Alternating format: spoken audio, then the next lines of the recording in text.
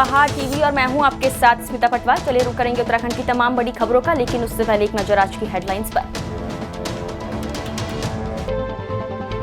2 दिवसीय दौरे पर कल पहली बार उत्तराखंड आएंगी राष्ट्रपति मुर्मू। 2 योजनाओं का लोकार्पण और एक योजना का करेगी शिलान्यास। मसूरी मॉल रोड पर बैरियर लगाने का सभासदों ने किया विरोध। आम जनता भी सड़कों पर उतरी। पंतनगर में जल्द बनेगी पौधों की सैंपलिंग लैब। मंत्री गणेश जोशी ने किया कृषि विज्ञान मेले का शुभारंभ। उत्तराखंड में 2 योजनाओं का लोकार्पण और एक योजना का शिलान्यास राष्ट्रपति द्रौपदी मुर्मू करेंगी। राष्ट्रपति द्रौपदी मुर्मू अपने 2 दिवसीय उत्तराखंड दौरे के दौरान प्रदेश सरकार की 2 योजनाओं का लोकार्पण और एक योजना का शिलान्यास करेगी। साथ ही उनका केंद्र सरकार के प्रदेश में शुरू की गई 3 योजनाओं के लोकार्पण का कार्यक्रम भी प्रस्तावित है। राष्ट्रपति मसूरी स्थित लाल बहादुर शास्त्री प्रशासनिक अकेडमी और दून विश्वविद्यालय में आयोजित कार्यक्रमों में भी शामिल होंगी। राष्ट्रपति के दौरे को लेकर इन दिनों शासन और जिला स्तर पर तैयारियों को अंतिम रूप दिया जा रहा है। दून यूनिवर्सिटी में दीक्षांत समारोह में 9 दिसंबर को देश की राष्ट्रपति द्रौपदी मुर्मू बतौर मुख्य अतिथि शामिल होंगी। इसे लेकर यूनिवर्सिटी में तैयारियां शुरू हो गई हैं। विकासनगर अंतर्गत सिलाकुई में शुरू हुए 2 दिवसीय कृषि विज्ञान मेले का कैबिनेट मंत्री गणेश जोशी द्वारा शुभारंभ किया गया। कार्यक्रम में बतौर मुख्य अतिथि कैबिनेट मंत्री गणेश जोशी के साथ क्षेत्रीय विधायक सहदेव सिंह पुंडीर ने भी शिरकत की। माया ग्रुप ऑफ कॉलेज द्वारा छात्र छात्राओं में कृषि के प्रति जागरूकता प्रदान करने और स्थानीय कृषकों को कृषि संबंधी जानकारी प्रदान करने के उद्देश्य को लेकर आयोजित इस कृषि मेले में छात्र छात्राओं सहित कृषि से जुड़े विभिन्न विभागों द्वारा स्टॉल के माध्यम से लगाई गई प्रदर्शनी भी आकर्षण का केंद्र रही। और आज भारत उत्पाद के क्षेत्र में विश्व में नंबर 2 है और हम प्रधानमंत्री जी ने संकल्प लिया है कि 2030 तक हम विश्व के नंबर 1 उत्पादक होंगे। इसके लिए जैविक खेती पर हम काम कर रहे हैं, प्राकृतिक खेती पर हम काम कर रहे हैं, नई तकनीक का इस्तेमाल किया जा रहा है, ड्रोन तकनीक का इस्तेमाल किया जा रहा है और उत्पादों को बढ़ाया जा रहा है। हमारी प्रदेश की सरकार ने भी संकल्प लिया है कि जब हमारा राज्य 2025 में 25 साल का होगा, हम एग्रीकल्चर के क्षेत्र में, हॉर्टिकल्चर के क्षेत्र में अपने उत्पाद को हम दुगना करेंगे। जबकि हमारा लगा हुआ क्षेत्र हिमाचल 22 लाख टन से पैदा करता है और हम 65,000 टन पैदा कर रहे हैं। आज जो नई तकनीक का जो हम इस्तेमाल कर रहे हैं उसकी ट्रेनिंग के लिए हमने कुछ किसानों को अभी हिमाचल में ट्रेनिंग के लिए भेजा है। हम एप्पल में हमारे यहाँ बहुत संभावनाएं हैं। हम जरमूला में सेंटर फॉर एक्सीलेंस बनाने जा रहे हैं। कीवी के लिए हम घुमताले बना रहे हैं, अखरोट के लिए हम नगों में बना रहे हैं, ड्रैगन फ्रूट के लिए हम रामनगर में बना रहे हैं। और हम चाहते हैं कि, क्योंकि मुझे अभी विदेश जाने का मौका मिला, हमारे यहाँ इतनी संभावनाएं हैं कि हम इसके माध्यम से अपने पूरी देश की इकोनॉमी को हम चेंज कर सकते हैं। हमारी सरकार दिशा में काम कर रही है। प्रदेश को जल्द ही टीबी मुक्त करने के लिए सरकार प्रयास कर रही है, जिसके लिए मंगलवार को उच्च शिक्षा मंत्री धन सिंह रावत ने राम सुमेश शुक्ल मेडिकल कॉलेज रुद्रपुर में अधिकारियों के साथ समीक्षा बैठक करते हुए प्रधानमंत्री के ड्रीम प्रोजेक्ट के तहत 2024 तक उत्तराखंड को टीबी मुक्त करने की बात कही। उच्च शिक्षा मंत्री धन सिंह रावत ने बताया कि प्रदेश में 15,000 एक्टिव टीबी मरीज हैं, जिनको जल्द ही एक व्यक्ति द्वारा गोद लिया जाएगा। वहीं जनपद उधम सिंह नगर में 1800 मरीजों को गोद लिया गया है और अन्य को भी गोद लेकर ठीक करने का प्रयास है। विभाग ने 2 बड़े निर्णय कर दिया। एक तो हर हॉस्पिटल में बायोमेट्रिक हाजिरी लगाई जाएगी और एक हर हॉस्पिटल में कैमरे लगाए जाएंगे, तो उससे पता चल जाएगा कि गलती किसकी है। और मैं कह सकता हूँ कि स्वास्थ्य विभाग एक ऐसा विभाग है जिसमें कि सबका आचरण भी अच्छा होना चाहिए, क्योंकि कोई मरीज अगर आता है तो सबसे पहले तो हमको उसको जो है देखना चाहिए कि वह वो कैसे ठीक हो सके। और हमारी सरकार जो है पूरे राज्य में अभी तक आयुष्मान भारत में 50 लाख से ज़्यादा कार्ड बन चुके हैं। जोशीमठ प्रखंड के द्विंग निवासी युवा विपिन रावत की देहरादून में हत्या के मामले को लेकर सीमांत नगर जोशीमठ में लोगों का आक्रोश बढ़ता ही जा रहा है। लोगों का आरोप है कि पुलिस की हीला हवाली और सरकार के ढुलमुल रवैये के कारण मृतक को इंसाफ मिलने में देरी हो रही है।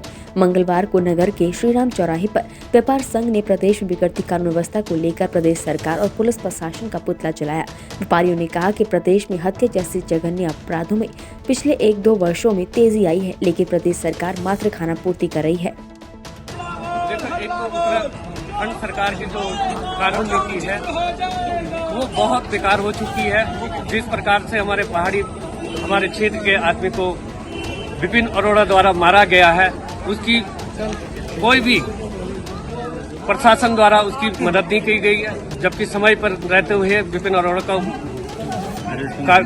कार्रवाई हो जानी चाहिए थी, जिस पर कार्रवाई नहीं हुई। इसलिए लोग आज गुस्से में हैं और सड़कों पर उतर आए। तो आज पुतला फूकना बहुत जरूरी था, क्योंकि हमारा पहाड़ का, हमारा जोशीमठ का बच्चा, हमारे ब्लॉक का, हम लोगों का बच्चा था वो, जिसको ऐसे बेरहमी से दिन दहाड़े विनीत अरोड़ा नाम का एक गैंगस्टर है, उसने मारा। और बहुत शर्मनाक की बात है कि हमारे बच्चों को इस तरह से, हम लोग किस तरह से अपने बच्चों को पढ़ाई करने के लिए बाहर भेज रहे हैं। माँ बाप इतनी मेहनत कर रहे हैं अपने बच्चों को आगे बढ़ाने के लिए, लेकिन क्या हो रहा है, राजधानी में जाके हमारे बच्चे कत्लेआम मारे जा रहे हैं। हर एक दिन एक बच्चे मारा जा रहा है। इसके लिए हम लोग सब एकजुट होकर, मैं तो कहती हूँ सभी लोग, बहुत कम लोग आ रहे हैं, हम लोगों को चुप नहीं रहना चाहिए। सभी लोगों के एकजुट होकर हमको देहरादून तक कूच करना पड़ेगा, तो हम लोग करेंगे। इन बच्चों के लिए हम लड़ेंगे, मरेंगे, चाहे कुछ भी हो। चंपावत के लोहा घाट में एनएच के खिलाफ मंगलवार को नगर पालिका अध्यक्ष और व्यापारियों का आक्रोश फूट पड़ा। व्यापारी पालिका अध्यक्ष गोविंद वर्मा के नेतृत्व में नारेबाजी करते हुए लोहा घाट के पंचेश्वर टैक्सी स्टैंड के पास सड़क किनारे धरने पर बैठ गए। आक्रोशित व्यापारियों ने एनएच के खिलाफ जमकर नारेबाजी करते हुए सड़क निर्माण कार्य को तुरंत शुरू करवाने की मांग करी। पालिका अध्यक्ष गोविंद वर्मा और व्यापारियों ने कहा कि एनएच अधिकारियों के द्वारा स्टेशन बाजार की सड़क में डामरीकरण और नाली सुधारीकरण कार्य करने का बार-बार आश्वासन दिया जा रहा है, लेकिन कार्य नहीं किया जा रहा है, जिस कारण व्यापारी और राहगीर वाहनों से उखड़ने वाली धूल खाने को मजबूर है। दिन में 1 बजे बाद की धूल उठती है यहाँ, और राहगीर भी काफ़ी परेशान रहते हैं। इसको देखते हुए हमने पहले ही चेताया था कि अगर आपने तुरंत ही डामरीकरण शुरू नहीं किया तो हम धरना प्रदर्शन करेंगे। साथ ही साथ अगर धरना प्रदर्शन के बाद भी अगर इनके विभाग द्वारा कोई कार्रवाई नहीं की जाती है तो दूसरे चरण में हम यहाँ पर एनएच जाम करेंगे और तीसरी चरण में भूगर्भ ताल में बैठ जाएंगे, और इसकी समस्त जिम्मेदारी एनएच विभाग से कार्य प्रारंभ नहीं हो पाएगा। आज एनएच के द्वारा लिखित में आश्वासन दे दिया गया है, कल से कार्य प्रारंभ हो जाएगा। विभाग को भी निर्देशित कर दिया गया कि जो भी कार्य हो वो आप लोग के पर्यवेक्षण में हो, ठेकेदारों के भरोसे काम ना छोड़ा जाए और कार्य जो है वो गुणवत्ता। कैसे होगा, ये विभाग की जिम्मेदारी है। अब इनके विभाग वाले काम कर रहे हैं, ये नहीं कर रहा है, वो नहीं, उस चक्कर में हम नहीं पड़ेंगे। हम तो विभाग से कह रहे हैं, आज भी इन्होंने आश्वस्त कर दिया कि सबके सामने कि कल से कार्य प्रारंभ होगा। हमारी यहाँ पर एसडीएम साहिबा भी यहाँ पर आई थी, उनके सामने आपने कह दिया कि कल से कार्य प्रारंभ होगा, और उन्हीं के सामने एसडीएम साहिबा से भी अनुरोध कर रहे हैं कि कल अगर आपकी बात झूठ हुई, आपके सामने बात हुई, तो कल हमें बाध्य होकर इनके ऑफिस में जाकर तालाबंदी करनी पड़ेगी और इनको बंद करना पड़ेगा। मसूरी में जिलाधिकारी के निर्देशों के बाद मसूरी देहरादून विकास प्राधिकरण द्वारा मसूरी मॉल रोड को व्यवस्थित किए जाने को लेकर मसूरी मॉल रोड अंबेडकर चौक के पास बैरियर लगाए जा रहे हैं, जिसका रिक्शा चालकों, सभासदों और स्थानीय लोगों ने जमकर विरोध किया। इस मौके पर लोगों द्वारा मसूरी देहरादून विकास प्राधिकरण के अधिकारियों का भी घेराव कर जमकर विरोध किया गया।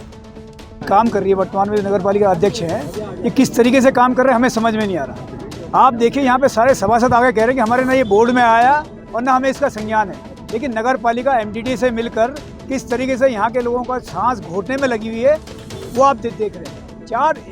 1 2 3 4 और सुनने वाला 4 और बैरियर माल रोड के अंदर लगाने, तो इनकी जरूरत क्या है, आवश्यकता क्या है? जब 2 बैरियर आपके पास हैं उन्हीं को आप नियंत्रित कीजिए।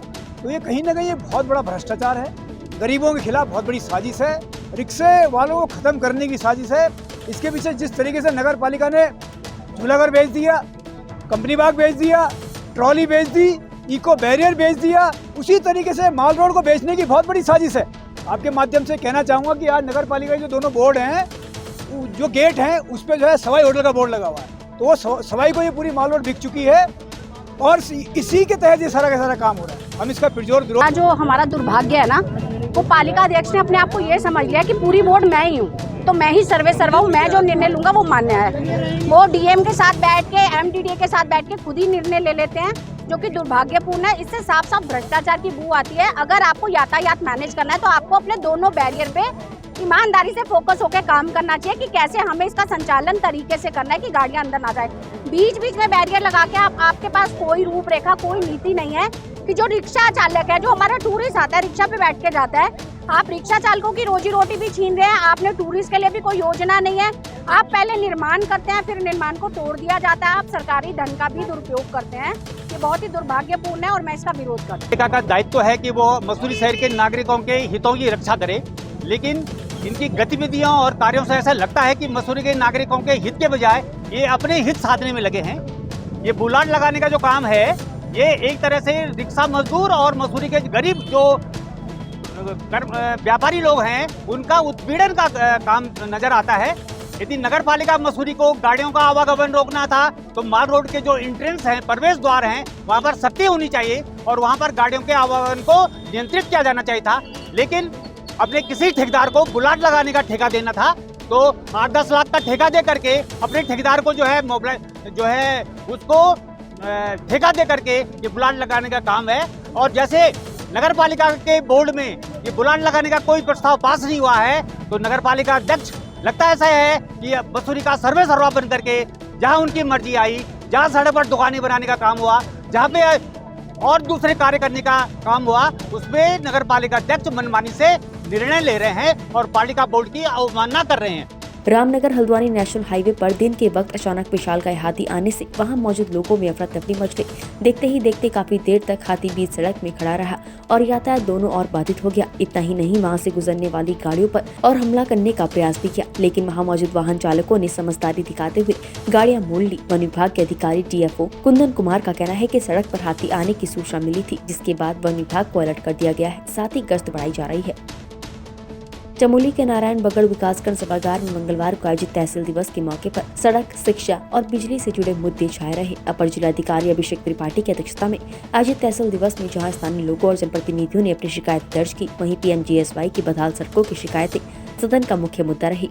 तहसील दिवस में कुल 60 शिकायतें दर्ज की गई, जिनमें से 30 शिकायतों का मौके पर त्वरित निस्तारण किया गया और अन्य शिकायतों के लिए संबंधित विभाग के अधिकारियों को 1 सप्ताह के भीतर शिकायत का समाधान करने के निर्देश दिए गए।